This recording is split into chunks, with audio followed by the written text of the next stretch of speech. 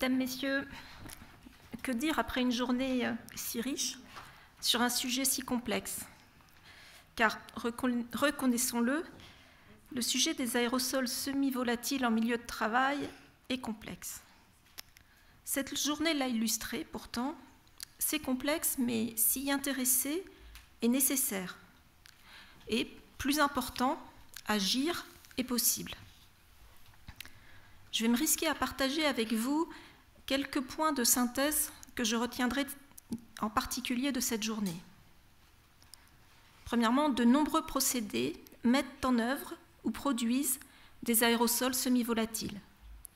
Les expositions professionnelles ou environnementales sont nombreuses, elles aussi. Même s'il n'existe pas de VLEP spécifique à ces aérosols semi-volatiles, certains de ces aérosols ont des effets sur la santé. On l'a évoqué, CMR, perturbateurs endocriniens, difficultés respiratoires. Mais les phases gaz et particules ont des effets différents.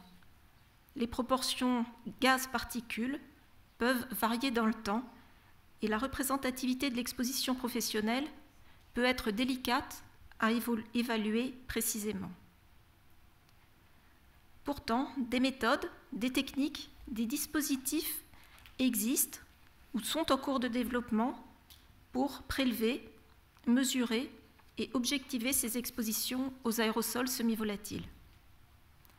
Ainsi, la métrologie a avancé. Mais mesurer n'est pas prévenir.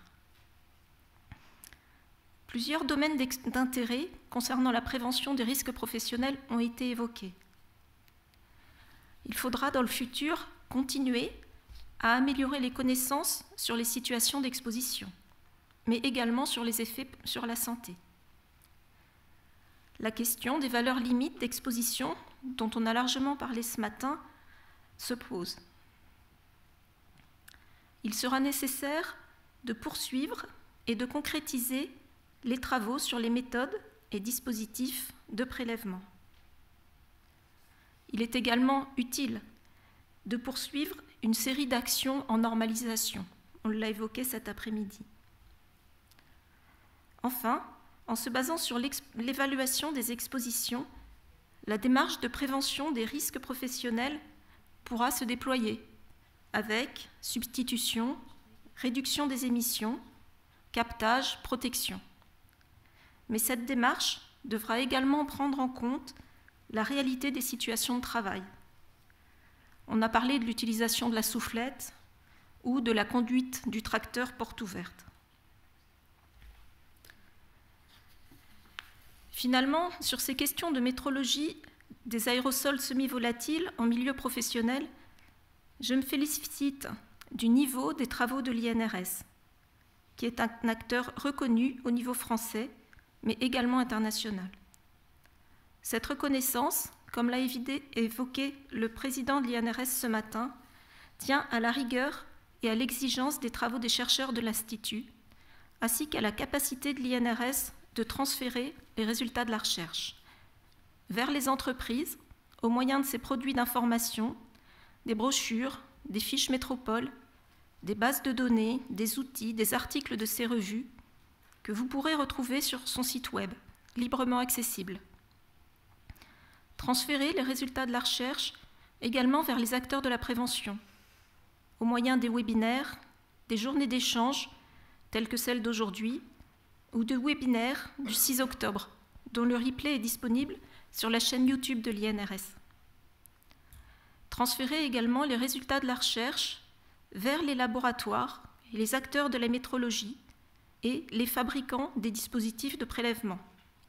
Vous l'avez entendu, on a des preuves de concept, on cherche des fabricants. Pour l'INRS, vous l'avez compris, nous n'arrêterons pas ces travaux, mais nous continuerons à les faire progresser au service de la prévention.